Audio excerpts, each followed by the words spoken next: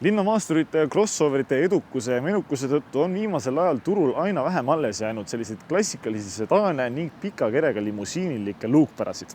Samal lainel on suuresti liikunud elektriautode valikus selliseid kõrgeid ja praktilisi mudeleid omajagu rohkem kui madalaid maanteemobiile ning Volkswageni mudelirivi, kust kadus tänavu ära sedaankerega Passat ning kupeelik Arteon. Loetletud trendide kontekstis on meil seega täna proovimiseks põhimõtteliselt vastuvoolu ujuja, sest räägime uuest Volkswagen ID.7-st.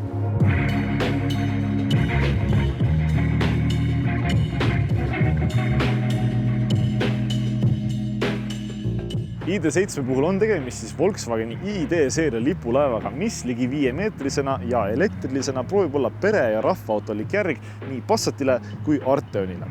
Olles aga erinevalt viimastest saadaval nii sellise luukpärana kui ka Tourer universaalkerega. ID.7 elektrilisteks konkurentideks on näiteks Tesla Model 3, Hyundai Ioniq 6 ja Polestar 2. Visuaalselt on ID.7 disain minu arust Volkswagenil suhteliselt õnnestunud. Mudel näeb selgelt välja Volkswagenlik, kuid pole nii ümara ja ufoliku pilguga kui vennasmudelid. Arteoniga võrreldes ei näe ta aga ligi 10 cm kõrgemana proportsionaalselt nii mõnusalt madal ja jõuline välja. Küll aga on tänu kõrgusele ligipääs salongile suhteliselt mugav. Nina osas püüavad enim pilku suured, hea valgustavuse ja laheda sisedisainiga IQ Light esituled, logoni ulatuvad valgusribad ja parajalt sisutihe põrkeraud. Küljel avaldub mudeli pikkus ja suhteliselt kaunis luukpära siluett ning maitsekus lisavad süvistatud ukselingid ja paar tugevamat kerejoont. Väljavalikus pakub tootja mudelile 6 erinevat disaini läbimõõdu vahemikus 19–21 tolli ning tema autol on siin all 20 tollised. Tagaküljel saab minu arust ID.7 veel areneda tulede disaini osas, kuid tervikuna näeb ta suhteliselt nägus ja konkreetne välja. Pagasiruumi on kupeelikul ID.7 ligikaudu 530 liitrit, mida umbes 30 liitrit rohkem kui luukpära kerega Arteonil. Pagasi organiseerimiseks on seintel kotikonksud, haagid nurkades, põrand on reguleeritava kõrgusega ning ülemises astmes laadimiskünnisega tasa. Pikemate esemete vedamiseks on ID.7 suusaluuk ning teise istmerea seljatoed klapivad kokku 60-40 suhtes. ID.7 hinnad algavad olenemata keretüübist ligikaudu 62 000 eurost ning tema auto siin maksab ligikaudu 75 000 eurot. Tehnilise poole pealt on ID.7 hetkel saadaval 3 erineval kujul: Pro, Pro S ja GTX. Tagaveolised Pro ja Pro S saavad tagarataste vahele 210 kW-sed elektrimootorid ning nelikveoline GTX mudel arendab kombineeritult kuni 250 kW. Aku osas saab aga lihtsam valik 82 kW-tunnise aku ning uhkemad mudelid 91 kW-tunnised valikud. 0-100 kirjeldab mudel minimaalselt 5,4 sekundiga ning sõiduulatust lubatakse olenevalt varustusest 600–700 kilomeetrit.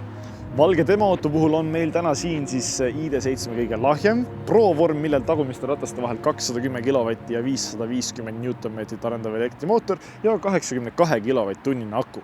0-100 6,5 sekundiga, suurimaks kiiruseks 180 km/h ning keskmiseks lubatud energiakuluks 14 kW-tundi 100 km kohta.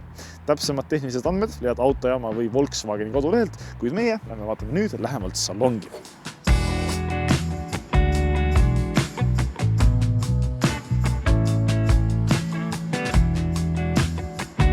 Salongis tervitab meid ID-seerialikult minimalistlik ja elektriautolikult pigem tühi, kuid samaaegselt võrreldes vennasmudelitega klassikalisem ja universaalsem interiör, mis minu arust küll omajagu premiumlikuma ilmega ja rohkem mudeli hinnasildiga korrelatsioonis kui teistel ID-mudelitel. Materjalide valik on läbivalt igati meeldiv ning ehituskvaliteet samuti tasemel. Atmosfäär on salongis lauge tuuleklaasi ja tumeda sisu koostööl üllatavalt sportlik ja hubane. Avarust toetab valikuline Smart Glass efektiga panooramaken, öissõitu meelelustab mitmevärviline miljöövalgustuspaneelide ja hajusvalgustega armatuuril ja ustel ning tervikuna on ID.7 igati meeldiv ja mõnus ringi liikuda. Mikrofliisi ja nahka kombineeriva kattega komfortistmed pakuvad oma laia elektrilise reguleerimise ulatusega mugavat ja toekat asendit igat kasvu reisijatele ning hoiavad jäikade polstritega ja korvikatena ka reisijaid suhteliselt sportlikult paigal. Mugavusfunktsioonidest on esiistmetele saadavad soendus, jahutus, mälufunktsioon ning ka 11 erineva režiimiga istmemassaaž. Esemed toistamiseks on esireas meil siin keskkonsoolis suurlaegas, 2 topsi hoidja ja telefoni juhtmevaba laadijaga, suhteliselt ruumikas käetoaline laegas, keskpärase mahutavusega kindalaegas ning suured uksetaskud. Teises reas on istmed veidi pehmemad ja pakuvad samuti väga mugavat ja lesivat asendit ka pikemateks sõitudeks. Ruumi osas mahuvad üksteise taha istuma 2-2-meetrist, kellele ka pearuumi taga piisavalt ning vajadusel ei jää ID7 hätta ka 5 keskmist kasvu täiskasvunu vedamisega. Esemetele on teises reas topsihoidjatega käetugi, väikesed uksetaskud ja taskud esiistmetes seljatugedel.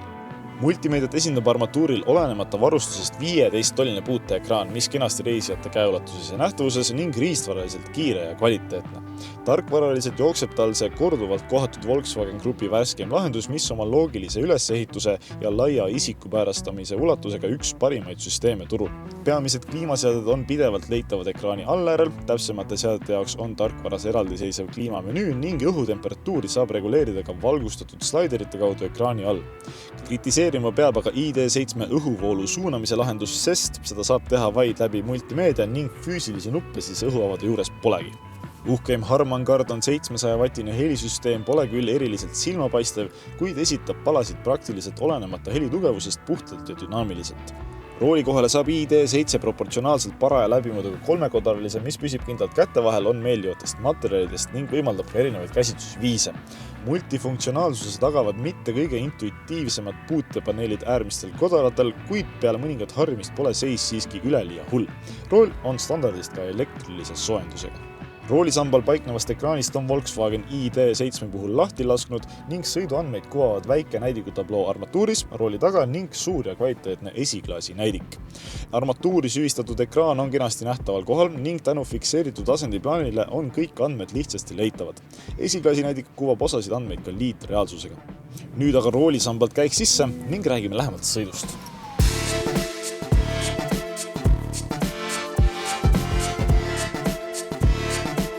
Nagu ikka, esmalt jõudlusest. Olemata sellest, et tema auto puhul on tegemist siin siis mudeli kõige lahjema variandiga, liigub ligi 2,2 tonnine ID7 210 kilovatise elektrimootori jõul igati mõistliku tempoga.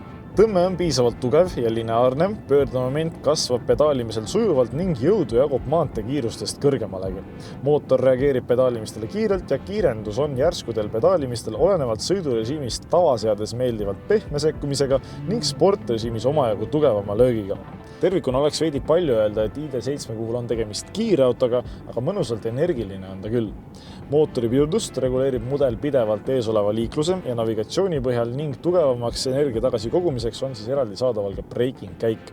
Viimane päris ühe pedaali sõitu aga ei võimalda ning veidi aktiivsemalt pidurdab mudel mootoriga ka sportrežiimis, milles jätab mudel üleüldse märgatavalt järsema ja konkreetsema mulje.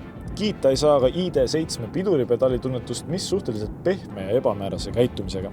Tagaveolisena võib ID7 libedamates kurvides kiirendades veidi saba liputada, kuid üldiselt suudab ta oma veojõu väga stabiilselt ja turvaliselt edasi liikumisse kanda.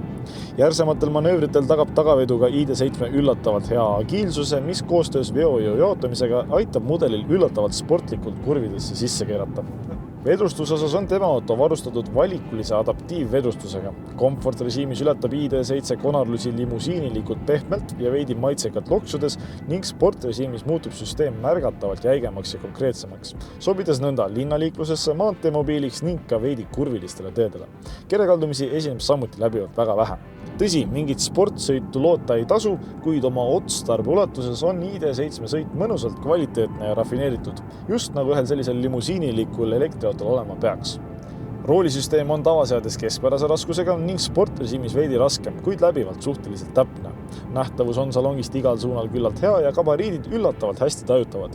Samuti on mudel ID-seeria mudelitele omaselt ka füüsiliselt väga hästi manööverdatav, omades ligi 5-meetrisena vaid 10,9 meetrist pöörderaadiust, mis identne umbes 4,2 meetrise golfi sooritusega. Ning ei, ID7 ei saavuta seda mingi valikulise tagarataste pööramisega, vaid lihtsalt esirattad käivad meeletu nurga alla. Müratase on salongis mõnusalt madal. Juhiabilistest on mudelile saadaval kõik kaasaegsemad lahendused, sõidurea hoidmine hoiab mudelit aktiivselt ja osavalt teed tsentris ning kui juhil peaks midagi juhtuma, toob ka sõiduki turvaliselt paigal seisu. Automaatsed maatrikskaugtuled on osavad ja hea valgustavusega ning ei lase end suurtel kiirustel häirida ka ümbritsevast tänavavalgustusest. Kitsastes oludes manööverdamist toetab piisavalt kvaliteetne 360-kraadine kaamerasüsteem. Seega selline ta on elektriline rahvaauto Volkswagen ID7. Mõnusalt komplektne ja lihtsasti tarbitav tervik, mis kombineerib ruumikuse, arvestatava luksuse ja kvaliteetsed sõiduomadused selle voolujoonelise luukpära silueti all. Kui tahad mudeli kohta pikemalt lugeda, leiad täispika loo teksti vormis ikka Autojaama kodulehelt.